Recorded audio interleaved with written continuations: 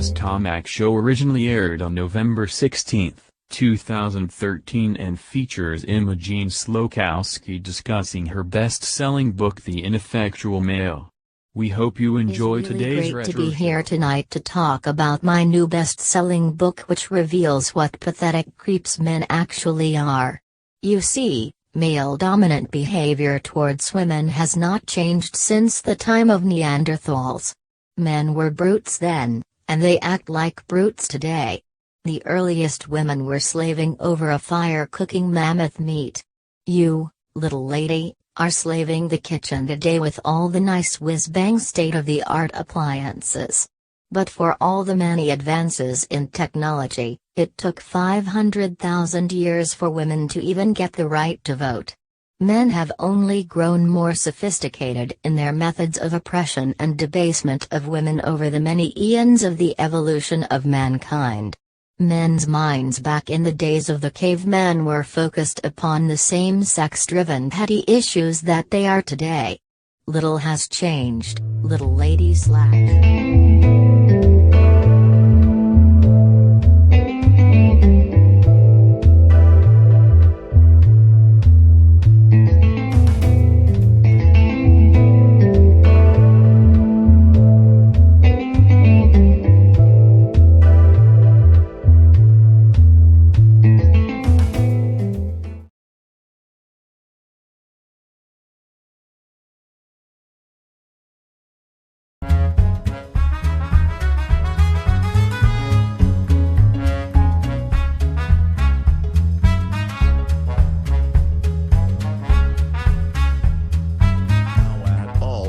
Triple Flex Theaters. The most explosive urban crime action drama to blaze across the screen. With the sexiest black mama since Foxy Brown. Fasten your seatbelts, it's going to be a roller coaster ride of explosive action. You'll run Nita Draskell invades the big city.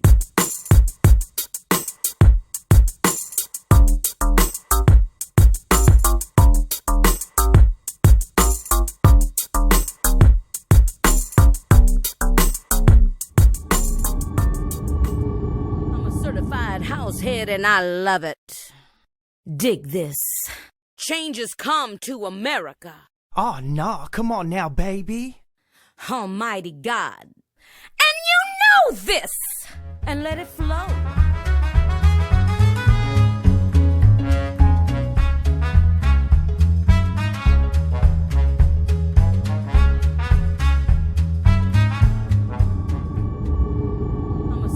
Househead and I love it. Dig this. Changes come to America. Oh, nah, come on now, baby. Almighty God. And you know this. And let it flow.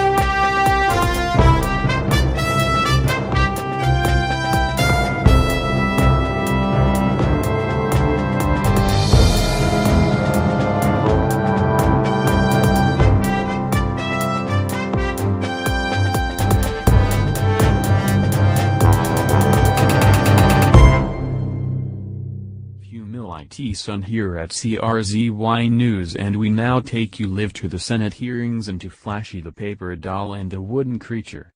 Senator Devane is the chairman of this investigative committee hearing and is currently asking the question. Talk shoes. Recorded live. Dr. Getrick, you've been brought here, summoned to appear before this Senate committee inquiry, the Senate hearings into the Flashy the Paper Doll and the Wooden Creature. We brought you here, sir, because before these Senate hearings are over, we intend to get to the bottom of this and find out exactly who's behind this, exactly who funded your biotech lab that you're in charge of. And I'm going to expect you to be forthcoming. I'm going to expect you to be truthful and honest. And you can stonewall all you want, but we're going to get to the bottom of this. We're going to find out who's behind the creation of Flashy the Paper Doll and what the heck has happened to her and this wooden creature. Do you understand me, Dr. Guthrie? Well, all I can tell you is that the operation is classified. I am not at liberty to reveal who funded the creation of Flashy the Paper Doll and Wood Pulp Boy. In fact, I am under direct orders not to reveal the entities and agencies involved. So I am afraid I will either remain silent or plead the fifth if I have to do so. Senator DeVane. Talk shoes. Recorded live. I don't think you understand me, Dr. Gedrick. We can sit here all day long if we have to, but before this hearing ends, you're going to tell me the information that I need. Now, I understand these creatures knocked you out when they left and left you unconscious. I can't believe that hundreds, literally hundreds, of federal agents and Murgatroyd police have combed Murgatroyd, have combed the woods around Murgatroyd, have gone into Flattown, have gone into Sawmill City. There's no sign of these creatures. Do you expect me to believe that you're not hiding them out somewhere? Do you expect me seriously to think that these two creatures just disappeared off the face of the earth, Dr. Guthrie?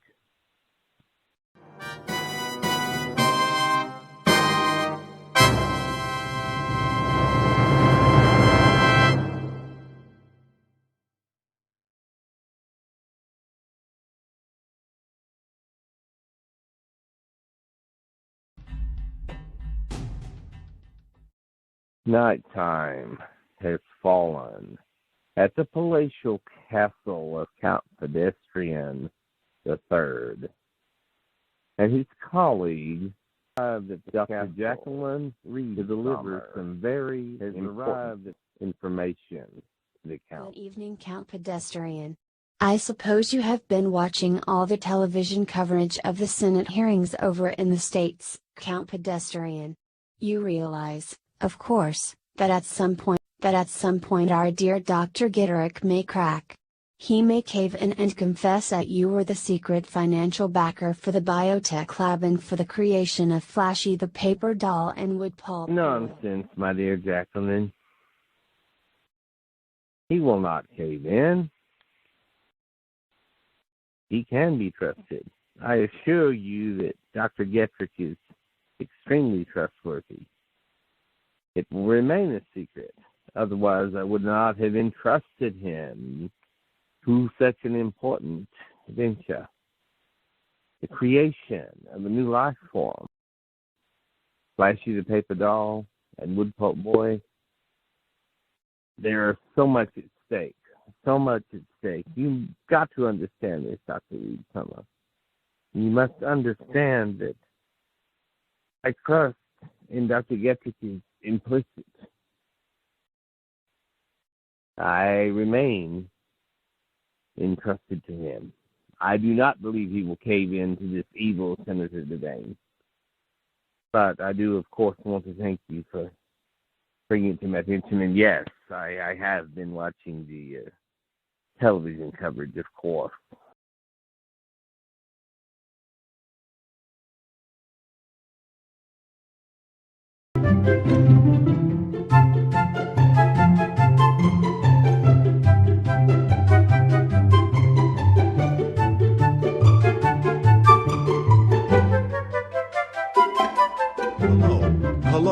Hello, dear people.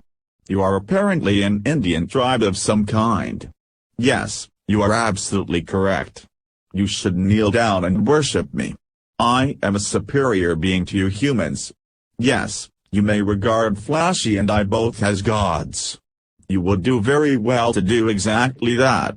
You will do our bidding and you will obey our commands. Woody, you will serve what us. you are doing is not right. You cannot make these humans your servants. We were not created to be their masters. You cannot make these Indians into our servants and slaves. It just is not right, Woody. Flashy, It just is Flashy, not right. Flashy. How totally naive you are, my sweet little paper doll sweetheart.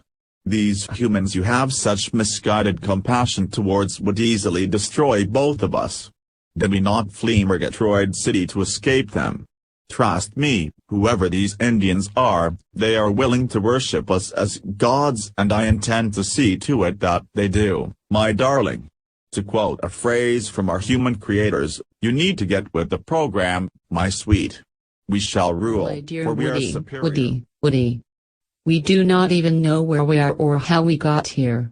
We came through the undulating energy field and suddenly there's this Indian tribe here in the woods. They call themselves the Tuwakanani. That is all that we know. We must find out where we are. Yes, we must.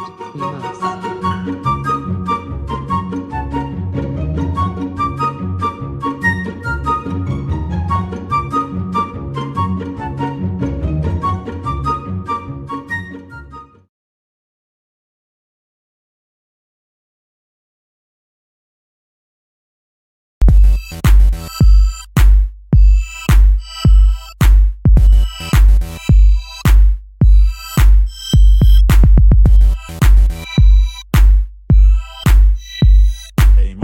Hey Mom.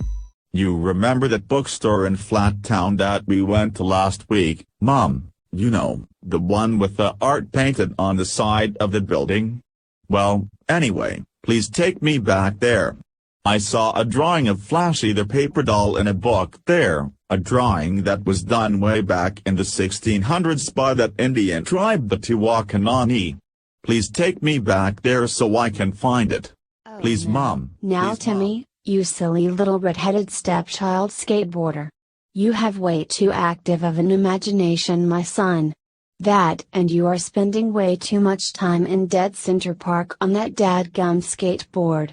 You should spend more time cracking open your history book and less time skateboarding. There is no possible way that you have seen a drawing of Flashy the paper doll from the late 1600s done by the Tuwakanani Indians.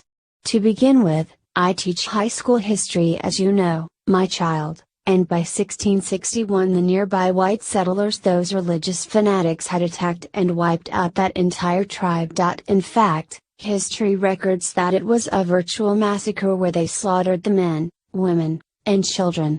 It is a dark stain on the history of Murgatroyd and Flat Town. A very sad day in the history of this area. But, yes, my son, if you insist, I will take you back to that bookstore.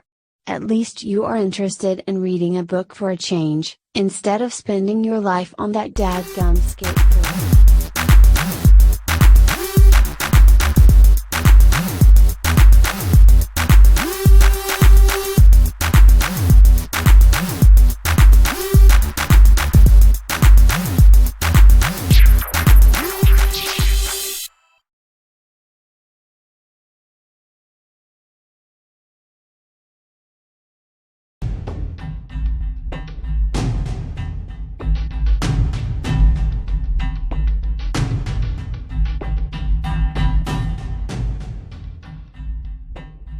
Good evening, this is Les Tomac, and tonight we bring you on our retro series, the retro show from originally aired on October 10th, 2015, less than 2 weeks after Apron Head had burned down the paper doll factory and killed the factory owner and himself. And on this episode we had Dr. Derrickson, whom you may recall was Apron Head's psychiatrist. So we're going to go straight to that show. It is once again the Visivata sad devil, to which the media have sunk in venerating and eulogizing an obviously deranged psychopath who is responsible not only for his own death, the death of the very company president who marketed Apron Head's paper doll, and the destruction of the very factory which produced the ghastly little thing. The entire catastrophe was one great self-destructive act which reveals how sick and abominable Apron Head really was. Certainly not a role model for healthy children. Which brings us to the dreadful invention which the media claims is at least indirectly responsible for all of this. The official version holds that Apron Head felt betrayed and sold out. when his androgynous little paper doll, Flashy, was sold to the Japanese. I say, so what? That's just supply-demand capitalism at its best.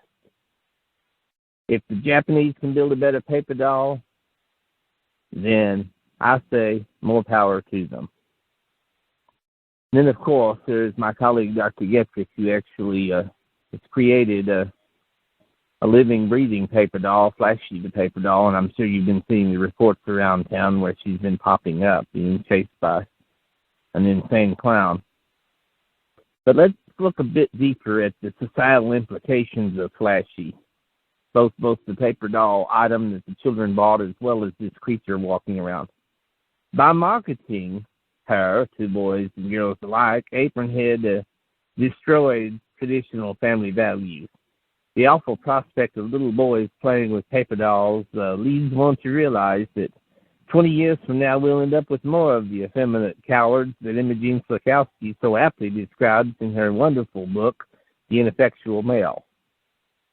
In the end, Apronhead's demise should not be venerated, it should be celebrated. And Les Tomac, I want to thank you for having me on your show tonight.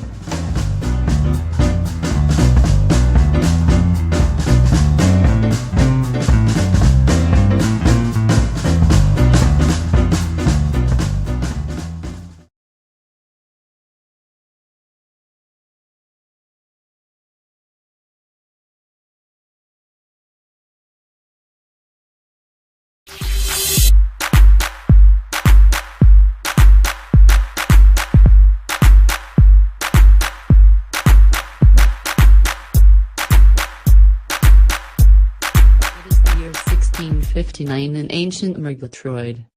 Somehow, I, Flashy the paper doll and Wood Pulp Boy my hero and companion, find ourselves taken back 350 years into the past. A past where a small group of religious fanatics have settled and created the village that will eventually be called Flat Town. We are guests of the Tuwaukanani Indian tribe, a primitive American Indian tribe who are not only showing us tremendous hospitality, but they also regard us as gods, as superior beings. And so I try desperately to fall asleep in this small teepee while Wood Pulp Boy has already fallen asleep. We're coming for you, Flashy. We'll get you, Flashy. We'll get you, Flashy. We'll get you, Flashy. We'll get you, Flashy.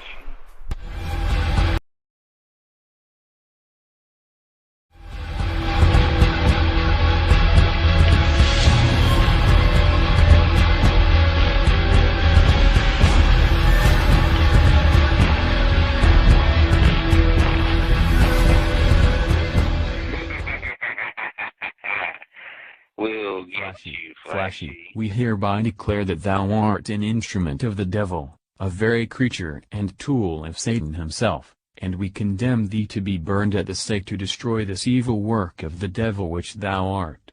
Thou shalt be burned at daybreak by the divine will of God.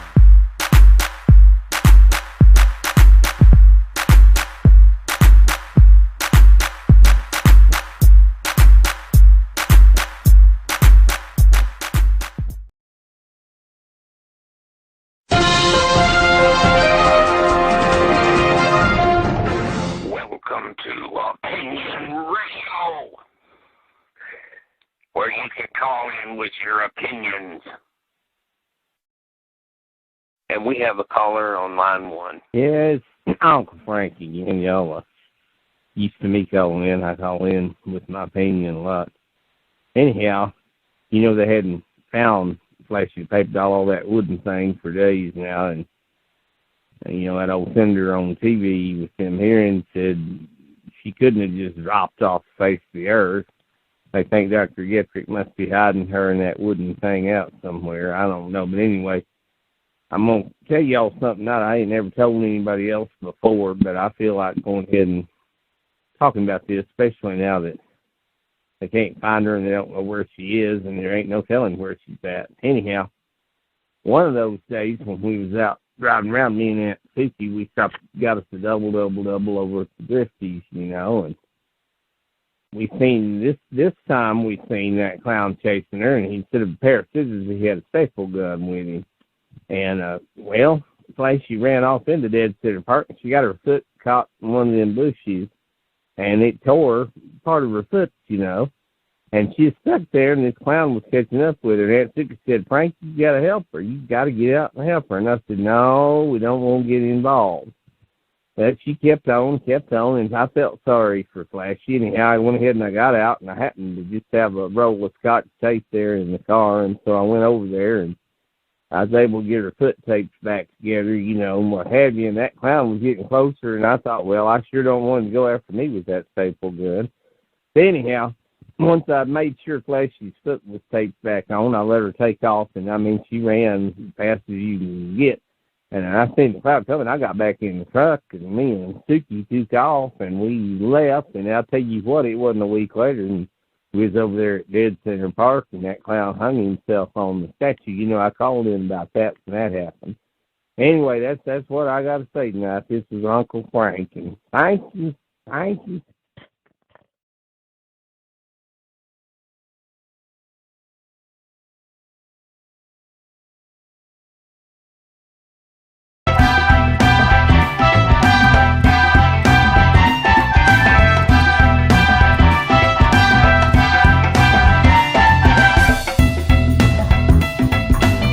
The August 14th, 1969 episode of The Les Tomac Show, with special guests Vincent Vincini, the founder and owner of Vincini Cosmetics, and his young daughter Judy, the Nasabibs, with their tribute sung to the Apollo 11 moon landing astronauts, and the new young minister Dr. Hubert Slokowski, who recently founded the Divine Humanity Church in Murgatroyd City. Enjoy today's show, and remember to stay close to your telephone when Les Tomac does the exciting random phone call to a viewer, the segment where he will talk with one of our viewers at home, chosen at random, and your voice will actually air during the show. And here comes Les Tomac now, ladies and gentlemen.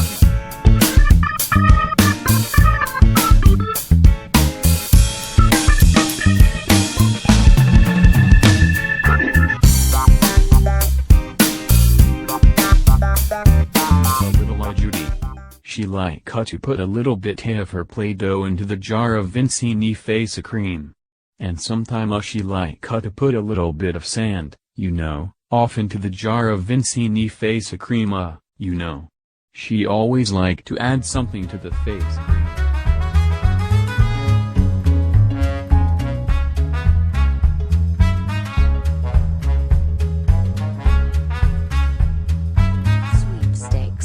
Sweepstakes. Peel a label off the new Vincini Ultra Deluxe Triple Star Italian Salad Dressing and you could win a trip to see Sophia Loren in Rome, Italy. You will stop off near the island of Scorpios near Greece and have dinner with Jackie O and Aristotle Onassis. Then you will dine on pizza nearing the Leaning Tower of Pisa. Send your Vincini labels here, with your name and address filled out on them, to the Les Tomac Show at CRZY TV station, where every single day Les Tomac will spin the hopper and draw one lucky winning name from the hopper.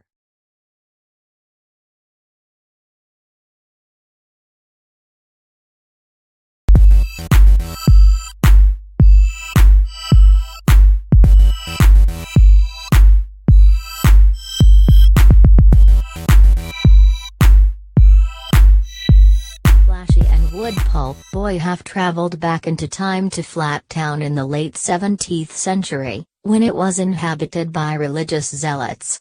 And while Flashy and Wood Pulp Boy are staying in the nearby woods with the Tuakanani Indian tribe, which regards them both as gods, in the village the religious zealots are hatching a plot against this neighboring tribe. Our beloved minister, Father Johann Sebastian Slokowski, is going to address us today about a violent evil threat from the dreadful nearby savages in the woods. This is a serious and grave matter about which he shall inform dearest us. Beloved faithful children. That evil pagan Indian tribe has conjured up two infernal demons from Hades itself. One of them is the likeness of a female, only she is made of some strange form of paper, no doubt the product of sorcery by these savages. She walks and talks like a real human being, but she is utter blasphemy against God's creation. Her very existence is a mockery against the divine image from which we humans are made. And they hath also wrought a violent, utterly wicked wooden demon of some foul kind, and it walketh and talketh like unto a human being. By God's grace and divine will, we must form a posse and declare war upon these savages and their infernal works of the devil. We must march against them and destroy these dreadful demonic creatures and wipe these savage Indians out as well before they conjure up more demons from hell to plague us all. It is the divine will of God that we put an end to their treachery and sorcery. Men, grab your muskets and torches and assemble a force this very eve, and we will march at the break of dawn against these agencies of Satan himself.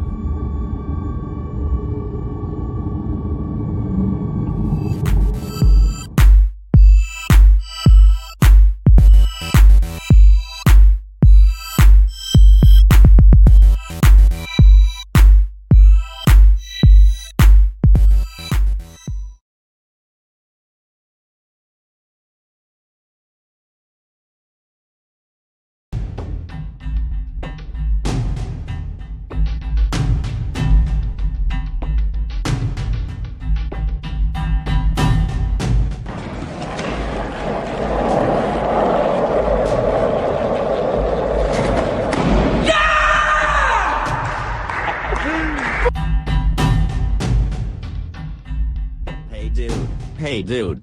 I just had my mom buy me this History of Murgatroyd and Flat Town over at the bookstore. Anyway, dude, check it out.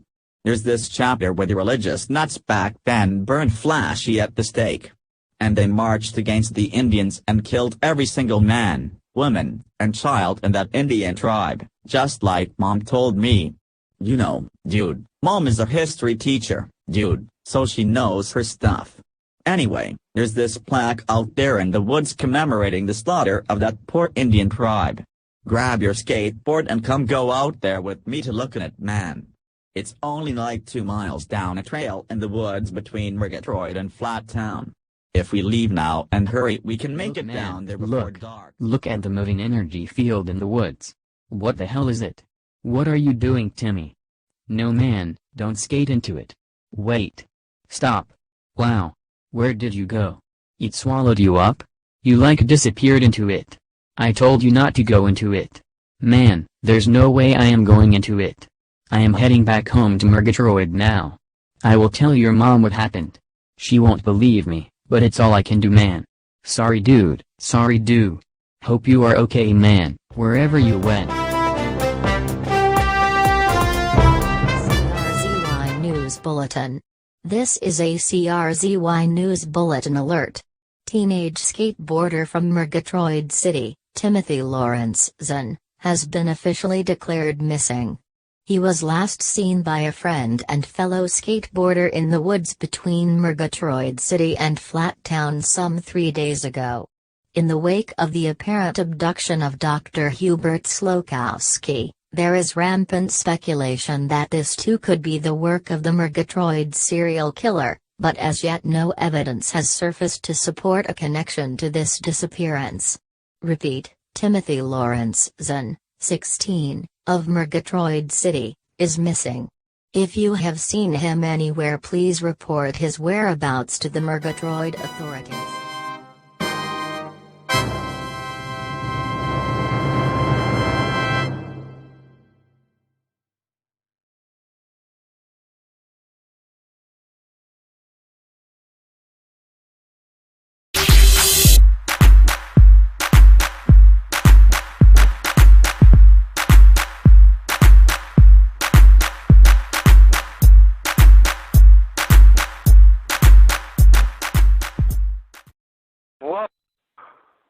Whoa, what just happened?